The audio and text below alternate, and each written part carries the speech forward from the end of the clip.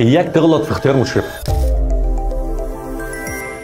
جيت اختار المشرف بتاعي، اخترت المشرف الفرفوش، المشرف الحبوب، يعني اخترت المشاعري من الاخر، ودي كانت اكبر غلطه. طب ليه بقول لك كده؟ لاني كنت فاكر ساعتها ان المشرف مجرد دكتور بيراجع على ورق، لكن الحقيقه ما كنتش فاهم انه مدرسه بيعلمني خلال الرحله ازاي اشتغل على نفسي علشان ازود قدراتي، ازاي اعلم نفسي بنفسي، ازاي اني ما بقاش فاضي من جوه، ازاي ابقى باحث على المستوى الدولي. فلو مشرفك مش قادر يعلمك كل ده يبقى انا اسف، انت اخترت غلط. طب تعمل ايه؟ قبل ما تروح تتكلم مع اي دكتور في الفكره بتاعتك او موضوع، افتح الانترنت وادخل شوف الريسيرش بروفايل بتاعه، شوف جوجل سكولر، سكوبس، ويب اوف ساينس، لينكدين، ريسيرش جيت، وشوف هل بينشر فين، بيعمل ابحاث في نفس التخصص ولا لا، ولا بس فرفوش وحبوب. الخلاصه ده مشرفك، يعني شريكك في رحلتك البحثيه، شريكك في مستقبلك. ما ينفعش تختار غلط، ما ينفعش تختار بقلبك، اختار بعقلك. انا مصطفى بالسعود، ودي كانت في 60 ثانيه. استنوني في الحلقه اللي جايه.